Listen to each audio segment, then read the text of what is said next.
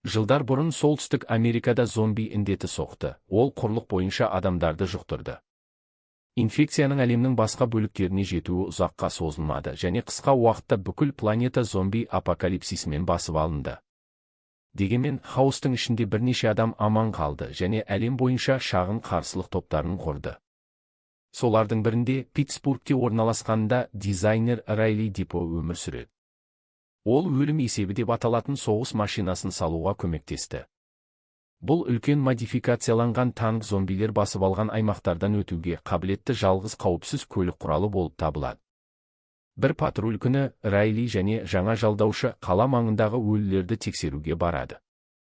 Сонда олар зомбилердің мінез құлқындағы бір түрлі нәрсені байқайды. Олар тек ақылдырақ болып қана қоймай, сонымен қатар көшбасшыға бағынады. Бензин станциясының қызметкері киіміндегі зомби Биг Дэдди деп аталады. Райли бұл ақпаратты екінші қолбасшы Чиолосқа хабарлайды. Чиолос команданы қалаға тағы бір рейдке дайындап жатыр. Топ түн түсуін күтеді, өйткені содан кейін олар аспанға отшашуларды ұшыра алады, ол зомбилерді алаңдатады. Барлығы дайын болғанда олар мотоциклдермен, көліктермен және өлім есебімен қалаға қарай жылжиды, жолда кездескен өлілерге оқ атады. Ақырында олар қала орталығына жетеді және азық-түліктерді жинау үшін бөлінеді. Базарлардан, фастфуд мейрамханаларынан және дәріханалардан. Райли және оның серігі Чарли дәрі-дәрмектерге жауапты болады, бірақ көп ұзамай отшашулар тоқтағанын байқайды. Райли пилот Прети бойға хабарласады, ол отшашу ұшырғышы істен шыққанын ескертеді. Осыдан кейін зомби үйірінің келуі ұзаққа созылмайды, сондықтан қолбасшы бүкіл топқа дереу қайтуға бұйырады. Дегенмен Чиолос, Майк және Фокси алдымен ішімдік дүкеніне тоқтауды шешеді, өйткені оларды баспанада жақсы бағаға сатуға болады. Олар асығып барлық қорды алады, бірақ Джули тоңазытқышты тексергенде кенеттен зомби пайда болып, оны жерге құлатады. Майк пен Фокси өліге бағыттауға тырысады, бірақ Джуэлер онымен күреседі және гарпун мылтығын қолданып зомбидің басына тигізеді. Бақытымызға орай, Шула жараланбаған және уақыт жоғалтпай, ол командаға қалған тауарларды жинауды бұйырайды. Үшеуі кетіп бара жатқанда, Майк жерден бөтелке алмақ болғанда, кенеттен зомби полиция қызметкері пайда болып, оның қолын жеп қояды. Дереу Райли келеді және жақындап келе жатқан өлілерді көріп, дәл оқпен оның басын атып түсіреді. Өкінішке орай, Майк зомбиге айналатынын біледі және оны тоқтату үшін пистолетін шығарып, өзін өлтіреді. Бұл күтпеген шығыннан кейін, Райли топқа үйге қайтуға бұйырады, әлі көбірек өлілер пайда болмай тұрып. Топ базасына оралады, бірақ жолда Биг Дэдди бір мотоциклистен мылтық алып, оны басқа зомбилермен бірге өзінің ұясына апарады. Райли жабдықтарды түсіреді, бірақ Чиолосқа Майктың өмірін алкоголь үшін құрбан еткен үшін бетпе-бет келеді. Ер адам ол мұны жасады, өйткені ол өмірін қауіпке тігуге шаршадым және Фидлерс Гриндегі байлар мен күштілер сияқты өмір сүргім келеді деп жауап береді. Ол бұл жаңа тауарлар мен қиын жұмыс күндерінің аяқталғанын үміттенеді. Бірақ Райли байлар оны өз аумағына қабылдамайтынын біледі.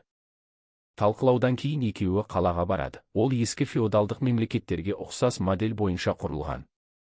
Полицияны ықпалды адам Пол Кауфман басқарады. Ол аман қалғандарды екі топқа бөлген. Бірі аз ресурспен өмір сүреді, ал екіншісі сән-салтанатқа бөленеді.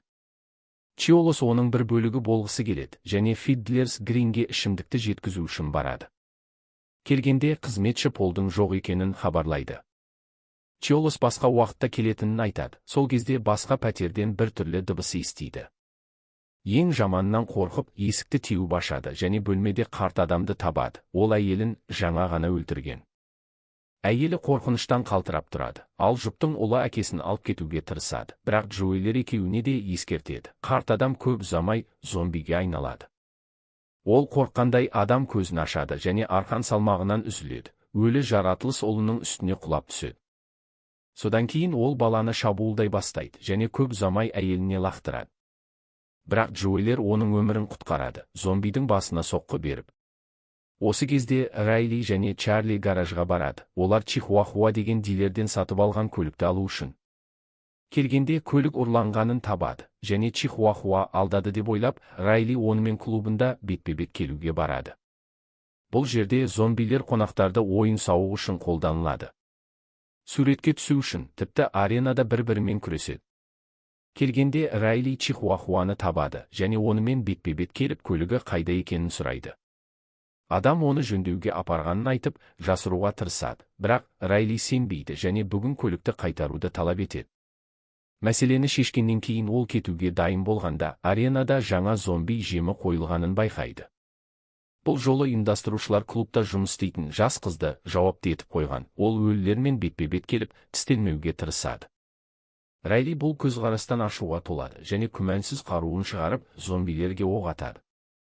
Жалпы шатасу басталады және Чихуахуа мүмкіндікті пайдаланып, Райлиді жоюға тырысады.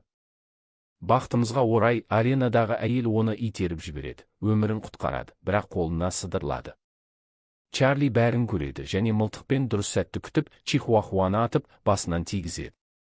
Қақтығыстан кейін барлығы түрмеге түседі. Ал жас әйел өзін Слекте таныстырып, Райли мен Чарлиге өмірін құтқарған үшін рахмет айтады. Олар клубта не істеп жүргенін сұрайды және Чарли Райли көлік сатып алғанын түсіндіреді, өйткені ол қаладан қашқысы келеді. Ол Канада індетпен зақымданбаған деп үміттенеді және көлігін қайтарған бойда сол жаққа саяхаттағысы келеді. Райли содан кейін Слектің қалай торға түскенін сұрайды және ол Кауфманның тираниясына қарсы қарсылық көшбасшысы Маллиганға көмектескенін айтады. Үшеуі әңгімелерін жалғастырады, білмей, қала шетінде Биг Дэдди басқарған зомбилер жаңа ғана келгенін. Бір зомби, етші киімінде, қабырғада тесік жасайды және екінші жағында әскерлердің ойын-сауық үшін төңкеріліп ілінген зомбилерді табады. Бұл Биг Дэдди мен басқа өлілерді одан да ашуландырады. Келесі күні таңертең Чиолос мырза Кауфманмен сөйлесу үшін барады, соңғы сапарда алған ішімдіктерді қайтару үшін. Ол Фидлерс Гринде пәтер сатып алу үшін қажетті ақшаны қамтамасыз еткенін айтады, бірақ Райли ескерткендей, Кауфман ұсынысты қабылдамайды, бос орын жоқ дейді. Чиолос бұл шындық емес екенін біледі және бастығына бетпе-бет келіп, оның айла-шарғыларын әшкерелеймін деп қорқытады. Кауфман қорықпайды және тынышталғанда басқа уақытта кел деп айтады. Ақырында ол күзетшілерінің бірін шақырып, Чиолосқа еріп шығуды сұрайды. Құпия түрде оны алғашқы мүмкіндікте жоюды сұрайды. Өкінішке орай, Чиолос Кауфманның ниетін түсінеді және баспалдаққа жеткенде күзетшіні құлатып, қаруын алады. Содан кейін Чиолос тобына жоспарлар өзгергенін хабарлайды және енді қаладан кететін болады, өлім есебін өздерімен алып. Әскери базаға келгенде ол командирден көлікті алуға рұқсат сұрайды, бірақ адам құжатты талап етеді. Чиолос оны алмақ болып жасайды, бірақ қаруын суыруға дайын тұрғанда, қашықтықтан оқ атылған дыбысты естиді. Командир бұл оның адамдарының үрлемелі зомби манекеніне оқ атып жатқаны деп айтады. Әскер жаттығуды жалғастырады, бірақ жақын жерден дыбыс естіп, әріптесіне тыныш болуды айтады. Адам ештеңе істемегенін айтады және шамды өріске бағыттайды. Сонда Биг Дэдди оған қарай жылжып келе жатқанын көріп таңғалады. Көп ұзамай дабыл соғылады және әскерлер қақпа алдында зомбилер бар екенін ескертеді. Снайперлер қаруларын алып, басып кірушілерге оқ жаудырады, бірақ олар қоршаудың алдына үйіліп, оны бұзып өтеді. Жол ашылғанда зомбилер қалаға қарай жылжиды және күзетшілерді жеп бастайды. Чиолос мүмкіндікті пайдаланып, тобын шақырып, өлім есебін алып қашады. Қашықтағаннан кейін Чиолос Кауфманға хабарласады, ол жоспарларын өзгерткенін және енді Фидлерс Гринде қалғысы келмейтінін айтады. Енді ол $5 миллион талап етеді, ол қала портына қайықпен жеткізілуі керек. Егер Кауфман мұны жасамаса, ол ең жақсы қаруын өлім есебін жоғалтады және шешім қабылдауға түн ортасына дейін уақыт береді. Қоңыраудан кейін Кауфман адамдарына Райлиді шақыруды бұйырады, өйткені ол Чиолосты жою және танкті қайтару үшін оның көмегіне мұқтаж. Бірнеше минуттан кейін Райли Кауфманның алдына келеді. Ол оған Чиолосты жою және өлім есебін қайтару үшін сыйақы ұсынады. Райли келіседі, бірақ алмас үшін ұрланған көлігін, сондай-ақ Канадаға Чарли және Слекпен бірге саяхаттау үшін оқ-дәрі талап етеді. Кауфман шарттарды қабылдайды, бірақ Райлиге түн ортасына дейін танкті қайтару керек, әйтпесе ақы алмайды. Келісімді талдағаннан кейін, Райли қару-жарақ қоймасына апарылады. Онда Чарли және Слек ерікті түрде миссияға қосылады. Қару-жарақ пен жабдықтарды жинаудан басқа, үштікке Кауфман жіберген 3 жауынгер таныстырылады. Топ құрылғаннан кейін олар көлік іздейді, бірақ әскери база қирағанын табады. Райли бұл зомбилердің жұмысы екенін түсінеді, олар қалаға жақындап келеді. Маноло орын өзенмен қорғалған деп ойлайды, бірақ Райли өлілер енді ақылдырақ болғандықтан өту жолын табатынын күдіктенеді. Қалай болғанда да олар өлім есебін мүмкіндігінше тезірек қайтаруы керек және Райли мен Маноло қоймаға көбірек оқ-дәрі іздеуге барады. Осы кезде Слейк Моудоун мен Пилсберидің пикапты ыстық сыммен іске қосуын күтеді. Сол сәтте Чарли қаруын дайындайды және Слейк оның бетіне не болғанын сұрайды. Ол бірнеше уақыт бұрын өртке тұтқын болғанын және бетінің бір бөлігі жойылғанын түсіндіреді, бірақ Райли оның өмірін құтқарған және содан бері қарудағы шеберлігімен оны қорғауды шешкен. Кенеттен Чарли пистолетін Слейкке бағыттайды, ол күдіктеніп, өзінікінде солай істейді. Ақырында адам тетікті басады, бірақ Слейкті емес, қызды тістемек болған зомбидің басын атып түсіреді. Қоймада Райли мен Маноло оқ-дәріні табады, бірақ ол жемтігін жеп жатқан зомби тобымен қоршалған. Екеуі дәл оқтармен оларды жоюға асығады және қажетті оқ-дәрілердің барлығын алады. Барлығы дайын болғанда, олар жүк көлігіне мініп кетуге дайын тұрғанда, Маноло өз қолына бір қолдың ұстап тұрғанын сезеді. Жағына қараса, басы сияқты көрінетін зомбиді көреді, бірақ шын мәнінде басы арқасының артында жасырынған. Күтпеген қозғалыспен өлі жаратылыс басын алға итеріп, Манолоның қолын тістейді. Райли тез арада жаратылысты дәл оқпен жояды және қашады, бірақ барлығы Манолоның тағдыры шешілгенін біледі. Жолдың ортасында Слейк адамның зомбиге айналуы үшін қанша уақыт керек екенін сұрайды және Райли 1 сағаттан аз деп жауап береді. Ешқандай тәуекелге бармау үшін ол пистолетін шығарып, Манолоны атып түсіреді. Ол топтың қалған бөлігін қауіпке тікпес бұрын. Осыдан кейін олар өлім есебін іздеуге жалғастырады. Райли оны трекер арқылы тапқан. Дегенмен жолдың ортасында ол көлікті тоқтатады және Моудоун мен Пилсбериге танкты Кауфманға қайтармайтынын хабарлайды. Ол Чиолостың көлігін алып, онымен қашатынын айқын етеді, сондықтан кім келіспесе, көліктен түсе алады. Дегенмен ол орманда көбірек зомбилер келе жатқанын атап өтеді және көбірек көрінбей тұрып тез шешім қабылдаған жөн. Аз нұсқамен топ келіседі және өлім есебін іздеуге жалғастырады. Үлкен танк қаладан әрі қарай жылжиды, сонда Чиолос тоқтауды шешеді және өзінің жансыздарының бірі Маусты қала портында күтуді сұрайды. Ол Кауфман келісімді құрметтейді және түн ортасына дейін қайықпен ақша жібереді деп ойлайды. Маус келіседі және өз мылтығымен өзен жағасындағы ескі лашықта жасырынады. Минуттар өтеді, қаладан қайық келген белгі жоқ және Маус құлаққаппен музыка тыңдап алаңдайды. Кенеттен лашық сыртынан қағу дыбысын естиді және коньки тақтасын пайдаланып, терезеден кім бар екенін көруге барады. Ол жақын жерде зомбидің көлеңкесін көреді және 2 рет ойланбастан қаруын босатады. Проблема ашудың салдарынан ол көбірек өлілерді тартқан және бірнеше секундта Маус зомбилермен қоршалып, олар оны жеп бастайды. Осыдан кейін топ сыртқа жиналады, онда олар қаланы қоршаған үлкен көлді көреді. Алдымен олар өтуге қорқады, бірақ Биг Дэдди бірінші болып секіруді шешеді және судың ортасына құлап түседі. Барлығы көрсеткендей, зомбилер суға батпайды. Биг Дэдди өзенді кесіп өте бастайды, ең тайыз жерге жеткенше. Басқа зомбилер де солай істейді және көп ұзамай олар қалаға толықтай аш болып жетеді. Алыста Чиолос Маустан одан әрі жаңалық алмайды және Кауфман уәдесін орындамады деп ойлайды. Содан кейін ол серіктестеріне өлім есебінің зеңбіректерін қаруландыруды бұйырады. Өйткені егер түн ортасына дейін ақша алмаса, ол Фидлерс Гринге зымырандарды атады. Осы кезде Райли ақырында танкты табады және топқа жүк көлігінде күтуді, ал өзі Чиолосмен келіссөз жүргізуге баратынын айтады. Ол шыққан бойда Слейк Чарлиден онымен бірге баруын сұрайды, өйткені Райлиге көмек қажет болуы мүмкін. Чарли келіседі және кетеді. Көп ұзамай Пилсбери мылтығымен Моудоунды мылтықтың тұтқасымен ұрып құлатады. Слейк бұл әрекеттен таңғалады, бірақ адам оның әріптесі Кауфманға адал болғанын және ол көп ұзамай топты сататынын ашады.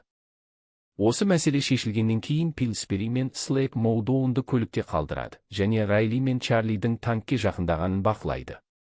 Ескі әріптесін көрген Чиолос көлікті тоқтатуды бұйырады және Райлимен сөйлесуге барады. Ол трекерді пайдаланып өлім есебін тапқанын ашады. Чиолос ескі досының ақылдылығына таңғалады және оны танкке кіруге бұйырады, бірақ дереу оған пистолет бағыттайды. Адамдар Чиолос Кауфманның бұйрығымен келген деп күдіктенеді, және Райли растайды, бірақ басқа жоспарлары бар екенін айтады. Осы патта сағат түн ортасынан өткенін көрсетеді, және осымен Чиолос зымырандарды атуға шешеді. Райли егер ол мұны жасаса, қаладағы достары да жарылыстан жойылатынын ескертеді, бірақ Чиолос лидердің тағы да қашуына жол бермейді. Содан кейін ол зеңбірек механизмін іске қосады, бірақ Райлиде басқа айла бар, және қашықтан басқару механизмін пайдаланып зымырандарды өшіреді.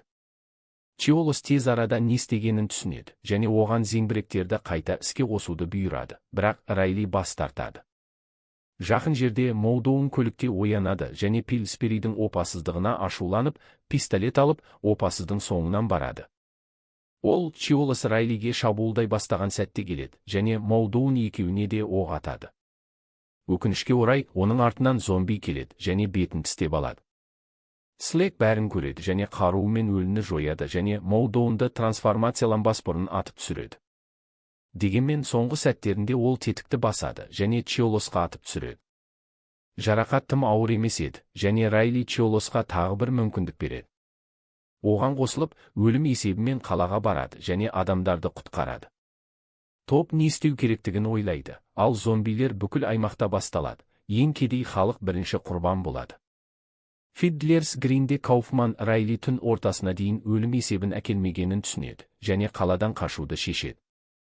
Сондықтан ол сейфтен барлық ақшаны алып жатқанда, Райлиден қоңырау алады, ол өлім есебін қалпына келтіргенін айтады. Дегенмен көп ұзамай жарылыстар бола бастайды, зомбилер Фидлерс Гринге қарай жылжиды. Қала құтқарылмайтынын көріп, Кауфман Райлимен келісімді тоқтатады, және мүмкіндігінше тезірек кетуге асығады. Оған қарамастан, Райли достарын жойылмауына жол бермейді, және топтың барлығын қалаға барады, және мүмкіндігінше көп өмірді құтқарады деп шақырады. Барлығы миссияны қабылдайды, тек Чиолос пен Фокси емес, өйткені олар мүмкін емес жоспарға тәуекел етпейді. Дегенмен Райли олар үшін қару-жарақ пен жабдықтары бар жүк көлігін қалдырады, ал өзі топтың қалған бөлігімен қалаға аттанады. Олар асығуы керек, өйткені өлілер толықтай басып алған, жолды кесіп өткісі келгендердің барлығын жеп жатыр. Соңғы қарсылық желісі аман қалған әскерлер, олар зомбилердің алға жылжуын тоқтатуға барын салды, бірақ көп ұзамай өлілер армиясымен басып алынды. Одан да жаманы, зомбилер жағдайға бейімделіп, тіпті құралдарды қару ретінде қолданады. Құрылыс алаңында Биг Дэдди балға тауып, оны келесі нысанасына алып кетуге тырысады, алдындағы үлкен жарықтандырылған ғимарат Фидлерс Грин. Дегенмен ол балғаны жүктей бастағанда штепсель босап қалады, және ол жұмыс істемей қалады.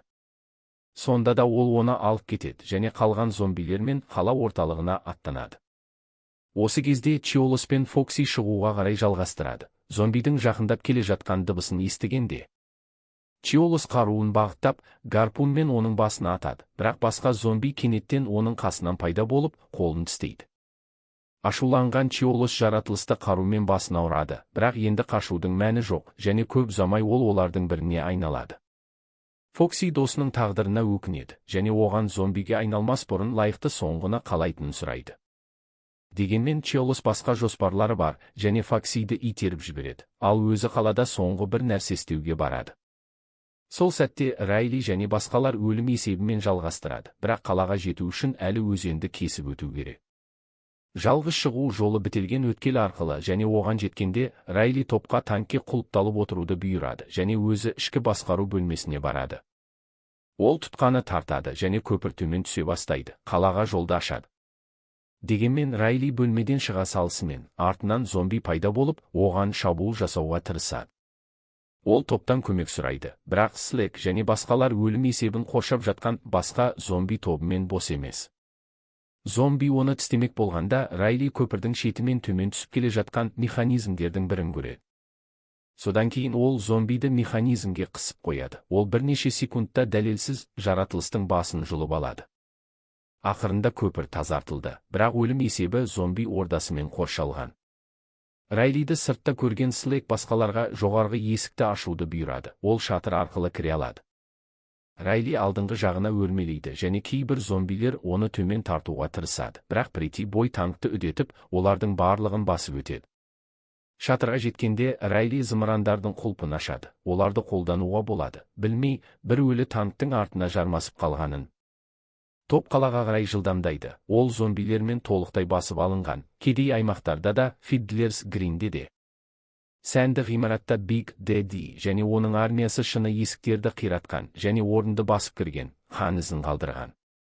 Хаостың ортасында Кауфман қызметшісімен қашуға тырысады. Екеуі гаражға қарай бет алады. Жолда ол Биг Дэддиге тап болады және оған оқ атады, бірақ зомби төтеп береді және оны қуа бастайды. Кауфман гаражға қашады және қызметші қақпаны ашады, бірақ зомби жақындап келе жатқанын көріп, есінен танған адам қашып кетеді. Қарт адам көліктің ішіне құлыпталады және Биг Дэдди есіктерді ашуға тырысады, бірақ істей алмайды. Дегенмен ол жақын жердегі жанармай цистернасын көреді және шлангты пайдаланып, алдыңғы әйнек арқылы көлікке бензин құяды. Содан кейін зомби кетеді және Кауфман мүмкіндікті пайдаланып қашады.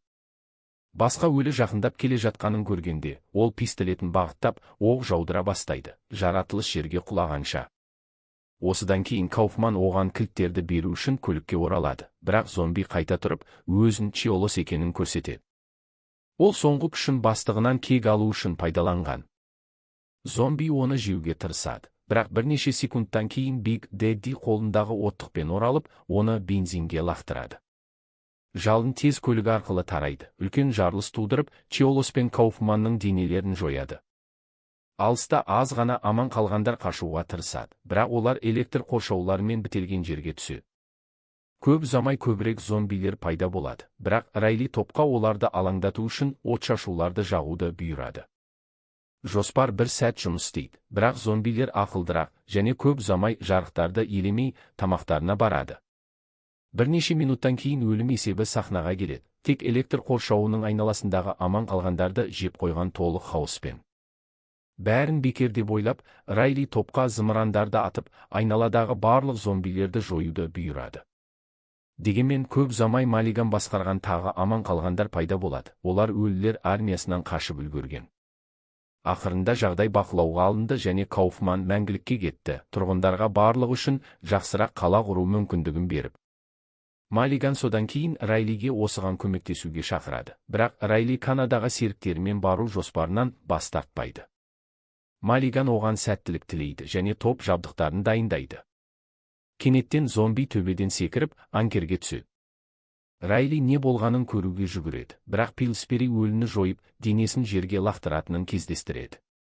Енді олар солтүстікке саяхаттарын жалғастыра алады, бірақ мұны жасамас бұрын Райли Биг Дэддидің зомбилерін қаладан алыстатып бара жатқанын көреді.